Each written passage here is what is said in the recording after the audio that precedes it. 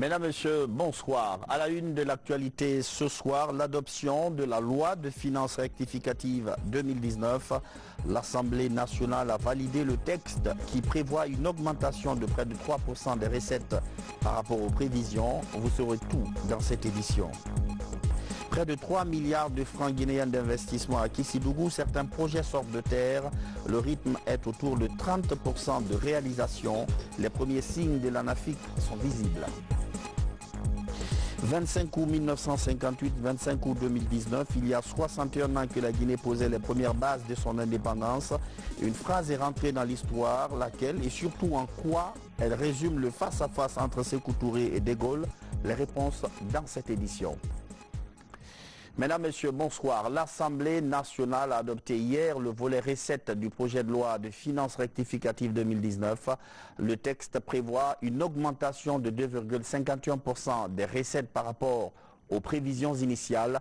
L'Assemblée a formulé quelques recommandations à l'endroit du gouvernement, comme la finalisation du manuel de procédure de gestion des recettes administratives. Robert Sidi Tolno.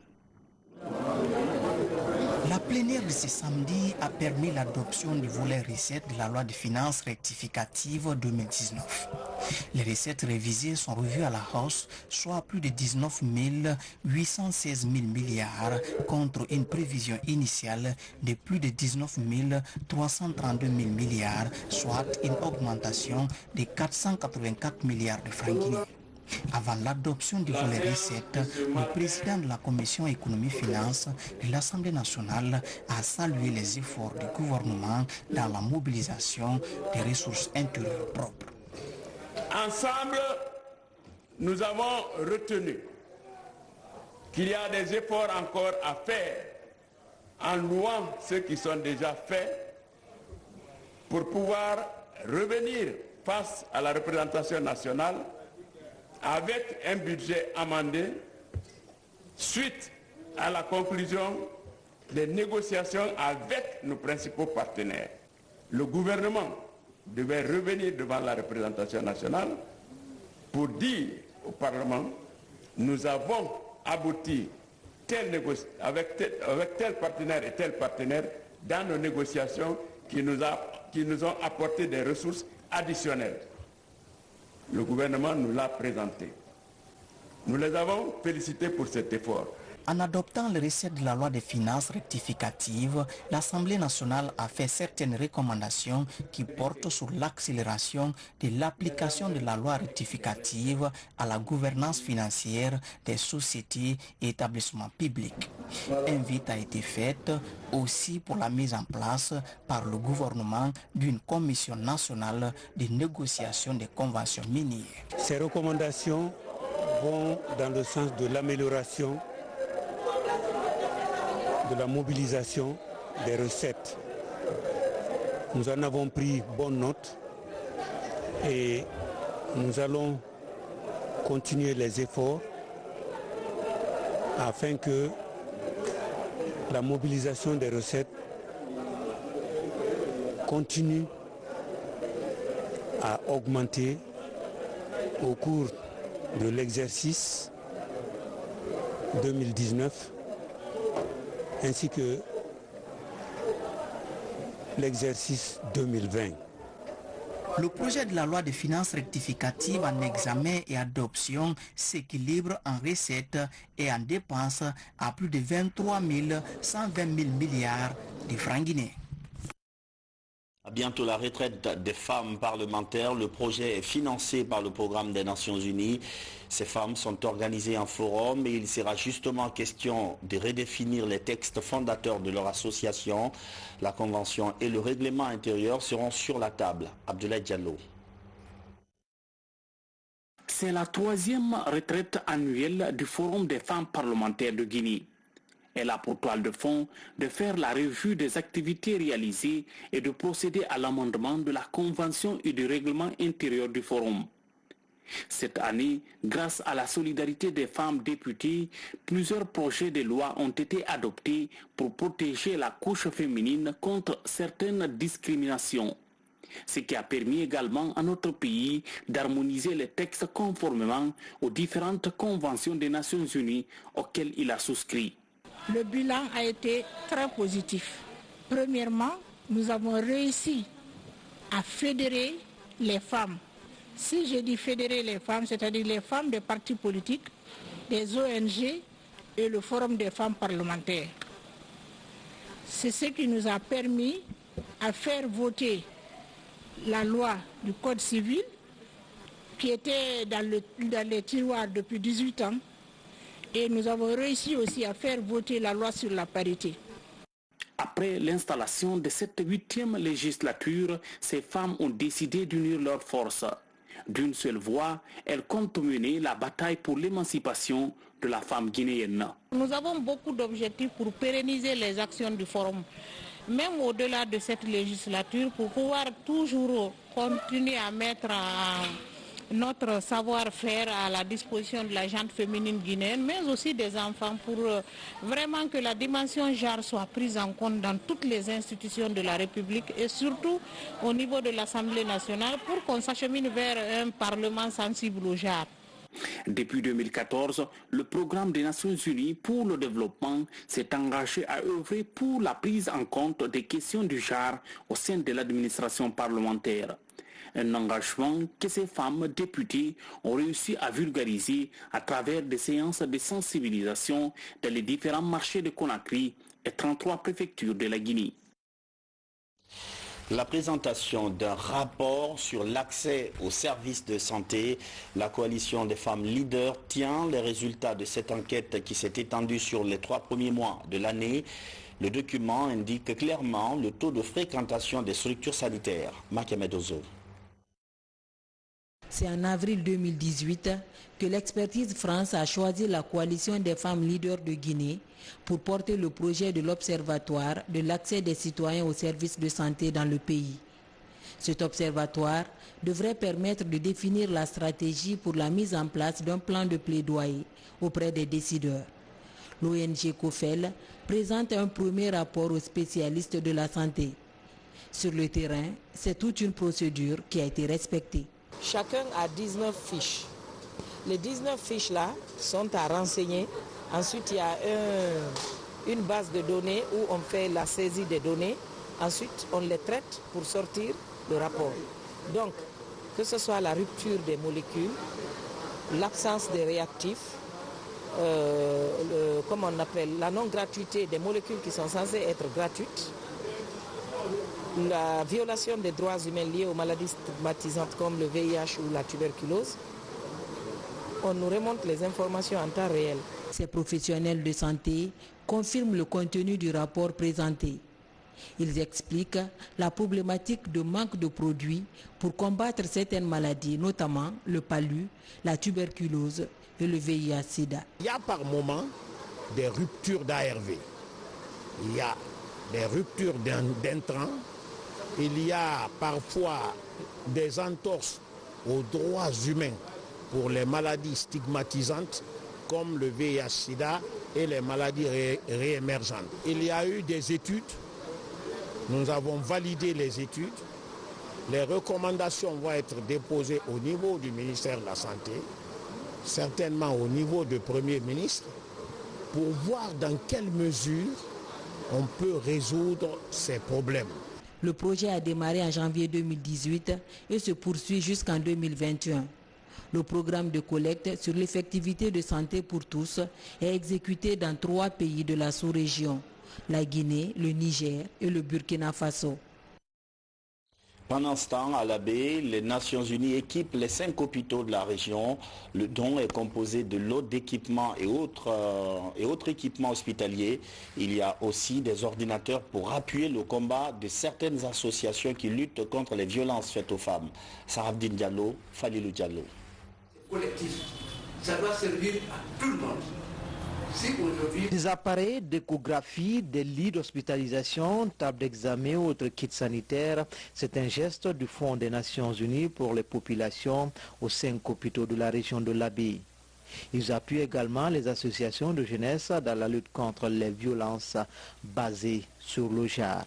La santé maternelle et la santé des adolescents et des jeunes est une priorité nationale avec un fort engagement politique à travers le président de la République. Donc nous accompagnons cette initiative en mettant à la disposition des structures sanitaires de la région, mais également aux structures d'encadrement de la jeunesse, des équipements. Nous poursuivons à travers notre plan stratégique révisé 3 résultats transformateurs qui sont de mettre fin à tous les décès maternels évitables et mettre fin aux violences basées sur le genre et d'autres pratiques néfastes comme les mutilations génitales féminines, les mariages d'enfants, mais également mettre aussi fin aux besoins non satisfaits en planification familiale. Séni Collier, en état de famille, est une des bénéficiaires de cette action. Ça va changer surtout le déplacement. Surtout une femme enceinte qui se déplace de l'élément jusqu'à l'Abbé pour faire une échographie. Vraiment, ça va les aider, ils ne vont plus se déplacer. Et ça va diminuer aussi les cas de complications. Parce qu'à l'échographie, on va voir tout ce qui est nécessaire pour la femme enceinte. Pour éviter des complications, on va voir tout à l'échographie. Donc ça va les éviter beaucoup de problèmes. Dans la région de l'Abbé, nombreuses sont les structures sanitaires dépourvues d'équipements adéquats pour certaines pathologies. Et cette action vient réduire le taux de mortalité maternelle et néonatale. Nous avons pris des engagements à ce que ces équipements soient des équipements en faveur exclusive des populations et que personne ne soit exclu quant à leur utilisation. Que chacun bénéficie de la présence de ces équipements quand c'est nécessaire. À travers ce geste, le Fonds des Nations Unies pour la population entend contribuer à améliorer l'accès aux soins de santé, mais aussi impliquer les jeunes dans la lutte contre les VBG dans la région de l'Abbé. Des lots de médicaments et autres équipements sanitaires pour les hôpitaux de l'Abbé. À Kissidougou, les premiers signes de l'ANAFIC sont perceptibles. Plusieurs infrastructures de développement sont en chantier et déjà un chiffre est disponible. Le niveau de réalisation a atteint les 30%. Les travaux se poursuivent à un rythme satisfaisant. Mohamed Seyar Souma. Les initiatives présidentielles vont crescendo dans la ville de Kissidougou. Les plus récents sont exécutés dans le cadre de l'ANAFIC, Agence nationale de financement des collectivités. Le montant débloqué au compte de la préfecture est estimé à plus de 2,8 milliards de francs guinéens. Une part de ce montant est couverte sur fonds propres de la commune urbaine. Pour augmenter un peu le nombre d'infrastructures, le Conseil a décidé d'accompagner, c'est-à-dire faire aussi une contribution afin de compléter l'investissement du pont entre Diassafé et Diassafé-Koro. Donc ça nous fait en ce moment 5 chantiers et nous aurons une participation de 231 millions à payer. Dans les chantiers visités, on parle de 35 à 50% d'exécution des travaux. C'est le cas de l'école primaire Amical Cabral, dont la construction remonte à 1962. À travers l'ANAFIC, sa rénovation va permettre de réaliser 3 nouvelles salles de classe d'ici la rentrée prochaine. Nous avons couvert déjà 2 bâtiments sur les 3 et la clôture dans son entièreté, nous sommes autour de 80% du taux d'exécution. Et ça, c'est le bloc de classe de 3 salles de classe où nous sommes au niveau du linteau déjà.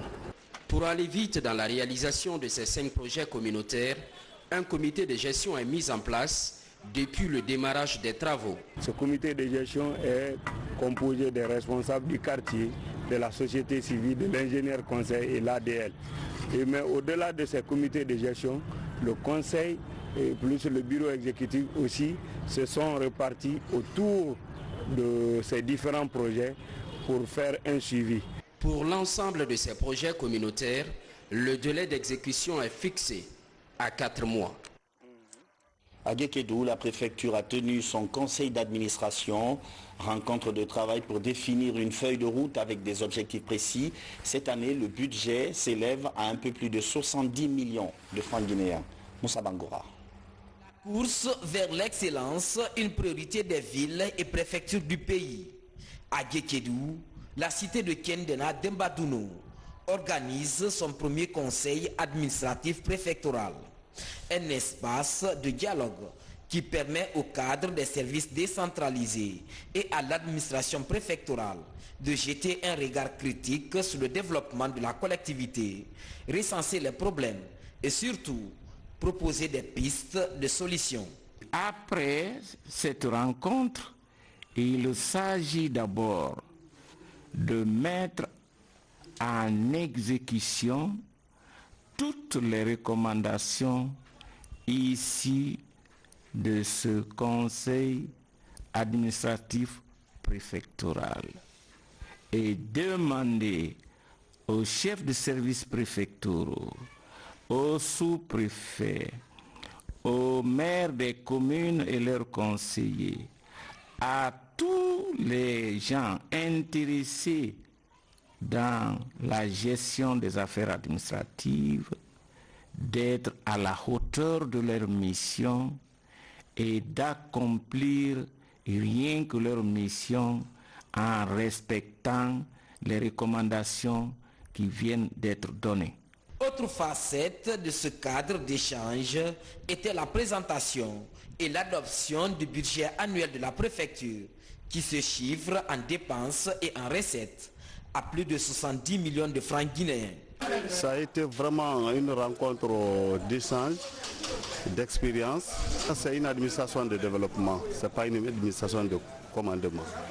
Donc ce qui implique que ce soit l'administration, les autorités administratives ou les autorités locales, nous devons nous donner les mains pour, n'est-ce pas, assurer le développement harmonieux et équilibré de la préfecture.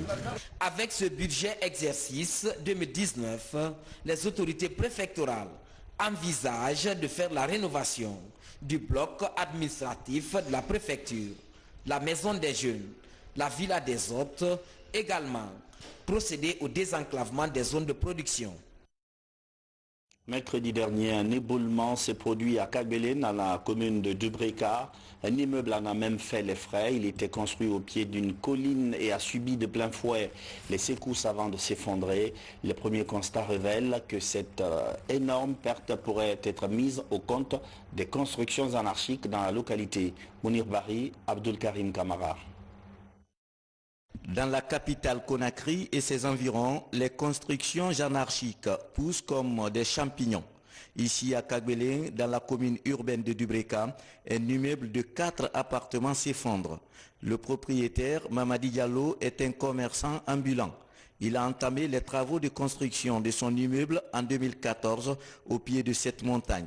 Ce père de 3 enfants avait achevé les travaux de construction de sa maison et s'apprêtait à déménager avant le drame mercredi à 23 h. La nuit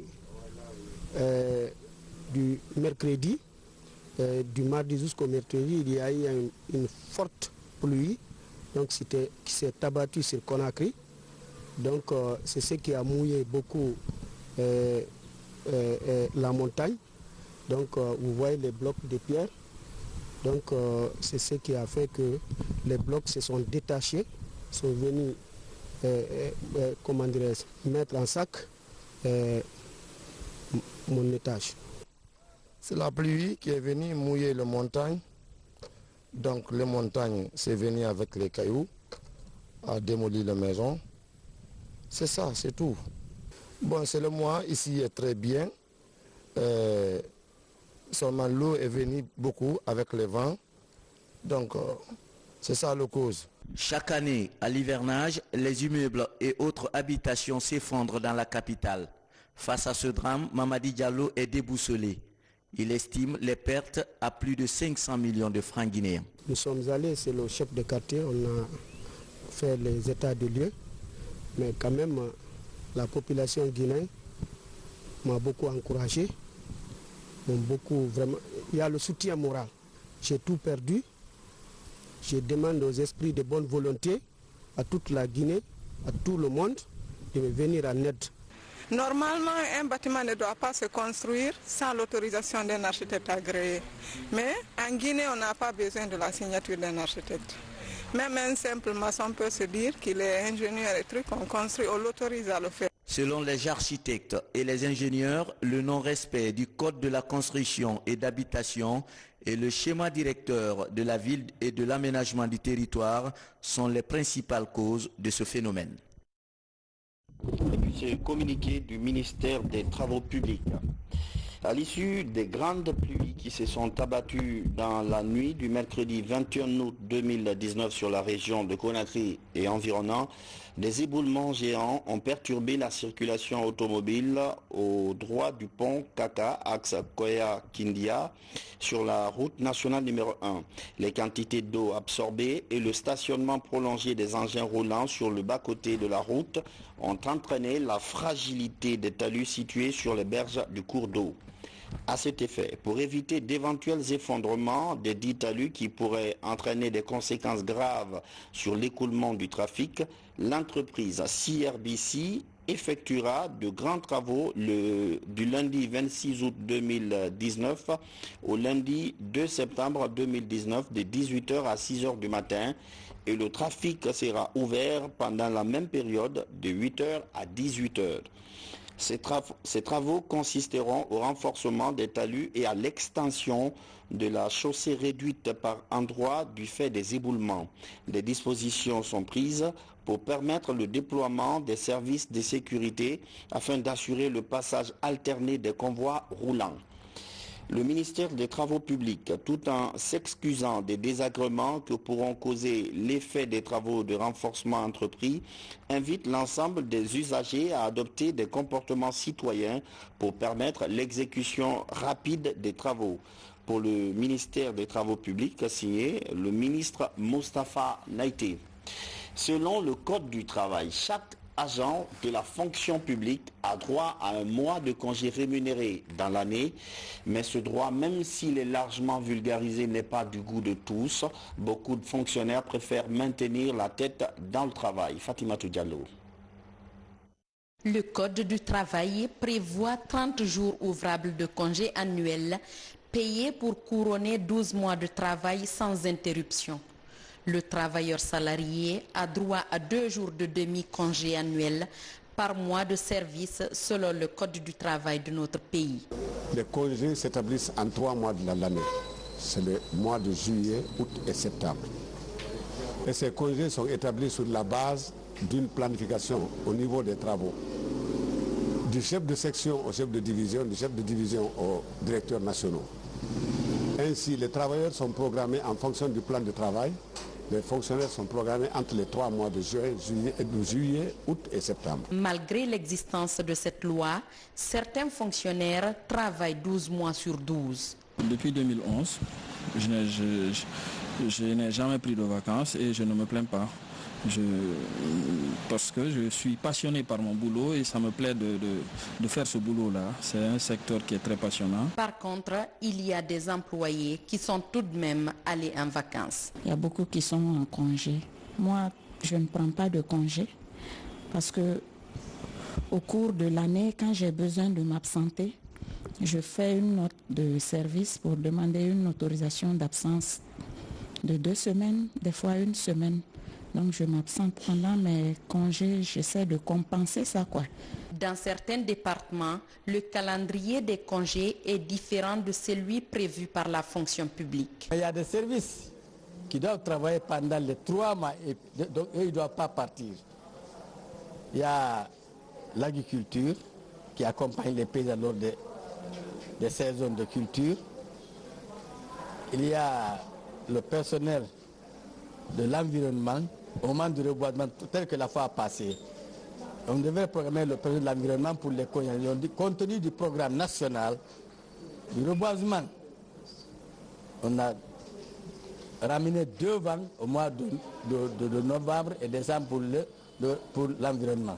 Non, je n'ai pas pris mon congé parce que moi j'évolue en fonction du programme, parce que je suis du ministère de l'Agriculture. Et celui qui parle de l'agriculture pense directement aux paysans.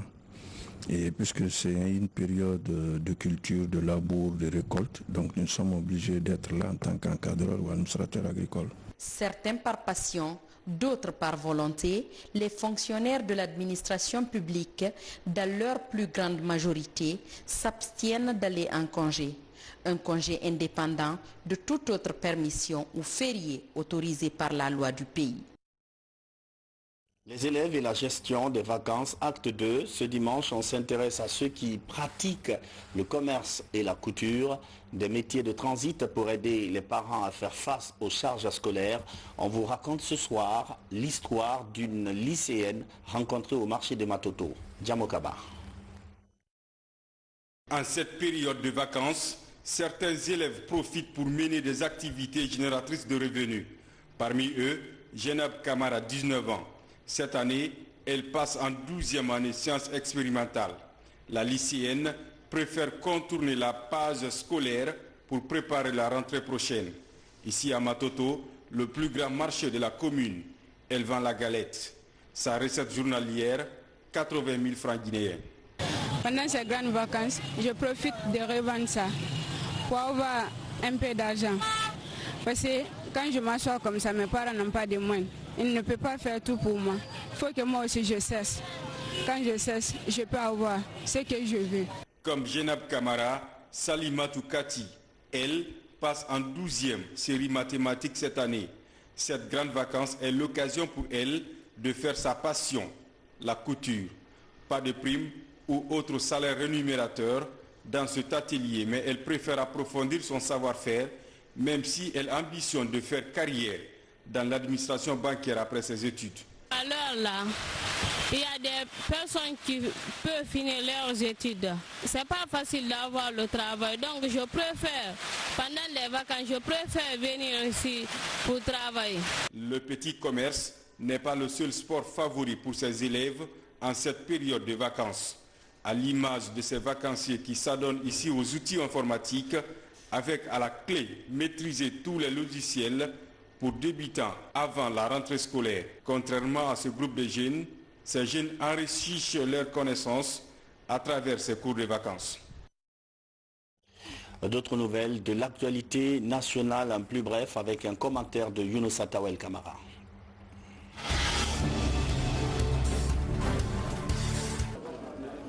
Très tôt ce matin, les filles et fils de Konia, soucieux de l'esprit de paix, d'unité et du développement de la Guinée, se sont mobilisés au lancement des opérations de recensement des adhérents de Konia Solidarité.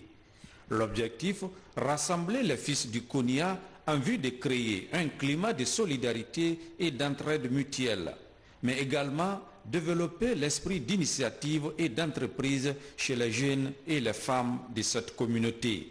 L'opération de recensement des adhérents est un processus permanent et continu dont les résultats permettront de promouvoir la protection préventive et promotionnelle de tous les adhérents à travers la création d'un dispositif d'assistance sociale. Ces résultats vont permettre également de créer et de multiplier des initiatives de protection transformatrices. Séduite par les mutations allant dans le sens de la bonne gouvernance, une aspiration répondant aux attentes des populations de Saraya. Pour manifester leur joie, les citoyens ont organisé un meeting de sensibilisation pour expliquer les acquis de la République. Le but est de reconnaître les acquis posés par les pouvoirs publics. Si vous avez un peu de temps, la réalisation du barrage hydroélectrique de Caleta, qui est fait en un temps record et qui donne satisfaction aujourd'hui. Au-delà de ça, vous remarquerez aussi que EDG qui a subi une restructuration en profondeur. Et vous avez vu aussi les lignes électriques, les fils qui transportaient le courant. Vous avez vu que tout a été remplacé, tout a été rénové. C'est un grand pas vers l'autonomisation dans le domaine de l'énergie. Désormais, au carrefour de la gare de Kouroussa est érigée une statue qui symbolise Feu Malik Condé, jeune frère du président de la République. Décédé il y a 8 ans, Malik Condé a contribué de façon positive à la victoire du parti RPG Arc-en-Ciel en 2010 et surtout la promotion de la démocratie et le respect des valeurs morales. Permettez-moi tout d'abord de rendre hommage à Allah pour nous avoir donné ce jour historique et de m'incliner pieusement devant la mémoire de nos devanciers pour nous avoir laissé ce bijou en héritage. Le club industriel de Kamsar, CIK, a fait sa dernière sortie ce samedi au compte du tour préliminaire de la Coupe de la Confédération africaine contre le club Parado d'Algérie. Score final, 1-0 en faveur du CIK, mais éliminé suite à sa défaite au match aller contre ce club algérien sur le score de 3-0. Je pense que nous, deux premiers mi-temps, nous avons géré bien. Après, les fatigues aussi, deuxième mi-temps et bien sûr l'anarchique pour gagner quelque chose, comme ça, a donné quelques difficultés. Mais les autres équipes ont raté l'opportunité. Nous sommes au premier mi-temps un peu plus à l'aise, mais sans sortir, la capacité de sortir, parce que c'est impossible de toucher le ballon.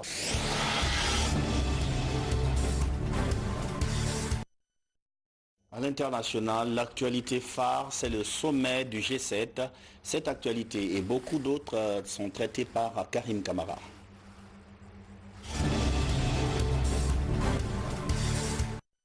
La réunion des dirigeants des 7 plus grandes puissances démocratiques du monde se poursuit ce dimanche à Biarritz, en France, et ce jusqu'au lundi 26 août. Plusieurs dossiers brûlants sont au menu des discussions. La lutte contre les inégalités, mais aussi les tensions douanières avec les États-Unis, les tensions avec l'Iran ou encore les incendies en Amazonie. Surprise au G7, le ministre des Affaires étrangères iranien Mohammad Javad Zarif a fait une entrée inattendue sur les lieux du sommet à Biarritz. L'avion officiel du dignitaire s'est posé sur le sol basque dimanche en début d'après-midi. Après son arrivée, le chef de la diplomatie iranienne a rencontré son homologue français Jean-Yves Le Drian. Aucune rencontre n'est prévue à ce stade avec les Américains, a indiqué l'Élysée, précisant que l'invitation avait été lancée par Paris et non le G7, à l'issue du dîner des chefs d'État samedi soir.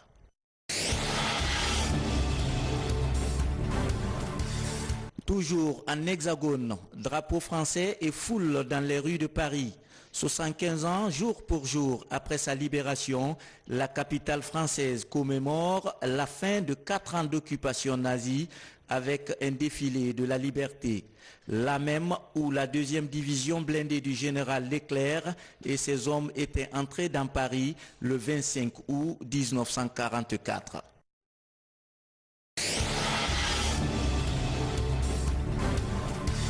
Le Liban dénonce dimanche une agression d'Israël après la chute de 2 drones dans la banlieue sud de Beyrouth, fief du mouvement chiite pro-iranien Hezbollah.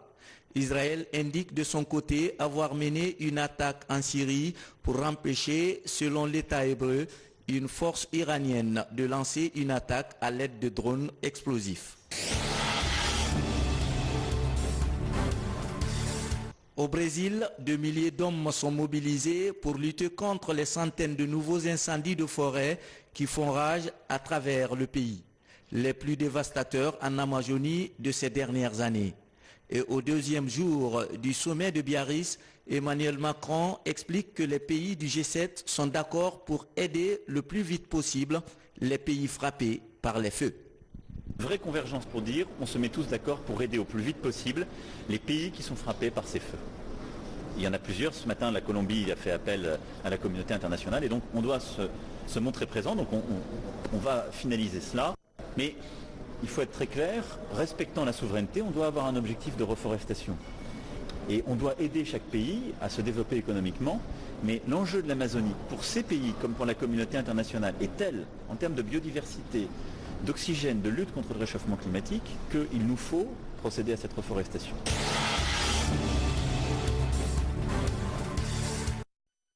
Retour en Guinée, ce soir nous allons revisiter le passé. Nous sommes le 25 août aujourd'hui. Il y a 61 ans que sonnait le déclin de l'empire colonial français à Conakry. Ce jour, le 25 août 1958, une phrase est rentrée dans l'histoire. Nous préférons la liberté dans la pauvreté à la richesse dans l'esclavage. Une phrase du camarade Ahmed Sékou Touré tirée d'un long discours dont on ne retient plus grand-chose aujourd'hui. Comment peut-on résumer ce face-à-face entre deux grands hommes, le général de Gaulle et le président Sékou Touré, à cette phrase choc. Nous avons posé la question 61 ans après à un historien. Voilà ce que nous répond le professeur Ismaël Barry. Il est au micro de Kamara Boubacar. On a peu appuyé sur les autres parties du discours. Parce que Sékou n'a pas entièrement rejeté l'association avec la France, mais une association conditionnée. Oui, nous pouvons nous associer avec des conditions, notamment celle d'être libre d'en sortir quand le peuple guinéen le sentirait, le voudrait. Cela n'a pas été rapidement accepté jusqu'au moment où les Guinéens avaient à choisir. Et donc, ce choix a été fait et c'est ça qui a été, c'est ce qui a été effectif. Bon, et c'est ce qui a été dominant. C'est ce qui est devenu la réalité. Au point que ça a masqué tout le reste, tout ce qui est, toutes les autres parties du discours, tous les oui mais, oui, nous pouvons y aller, mais à condition que nous venions un peuple souverain qui s'associe librement avec un autre peuple, la France, et à condition que lorsque le peuple guinéen le sentira, jugera nécessaire conforme à ses intérêts historiques, elle demanderait sa sortie de la communauté pour devenir indépendante. C'est vrai que les commentaires, les historiens ne sont pas trop appuyés sur ça pour le commenter et le dramatiser comme ce qui a été effectif, c'est-à-dire l'effectivité du non. La sortie de la colonisation pour la seule Guinée. Cette rencontre s'est tenue dans le palais du gouvernement territorial et après ce jour historique, la salle a été rebaptisée palais du 25 août. C'est le siège actuel de la haute autorité de la communication. Le local a reçu aujourd'hui un beau mélange de générations pour parler de cet acte téméraire et fièrement posé par les anciens. Témoignage. Nous avons voulu être sur les traces de nos dévanciers, continuer le combat des camarades Ahmed Sékou Touré et de Seyfoulé Diallo, et montrer aux jeunes que nous assumons cette indépendance. C'est la raison pour laquelle nous avons voulu être au palais du 25 août. Une manière de dire aux uns et aux autres que le combat qui a été déclenché doit continuer, doit être perpétuel. Je suis très heureux, agréablement surpris de constater que des jeunes à qui on a créé des mensonges grossiers, n'est-ce pas, se mobilisent pour célébrer la célèbre date du 25 août 1958 à l'occasion de l'arrivée du général de Gaulle ici à Conakry. Le 25 août 1958 est une date dont la grandeur dépasse nos frontières, dépasse la Guinée, car nous savons que c'est la Guinée qui a sonné le glas de l'empire colonial en Afrique. Donc le 25 août est une très grande date à laquelle toutes les populations guinéennes devaient participer. Et c'est cet appel que nous lançons à la population guinéenne, au peuple de Guinée, en disant que nous devons nous approprier notre histoire, nous devons accepter notre histoire, parce que nous avons une très belle histoire, une très grande histoire, et les Guinéens doivent être fiers de leur histoire. Les Guinéens doivent être fiers de l'acte posé par les heureux devanciers. Et c'est pour cela qu'aujourd'hui nous profitons de cette occasion pour rendre un hommage à ces bâtisseurs qui se sont battus pour la souveraineté de notre nation. Le président Ahmed Sékou Touré et tous ses compagnons, Seyfoulé Diallo, Famara Keita, Damanta Lansana, Beavougui et tous les restes.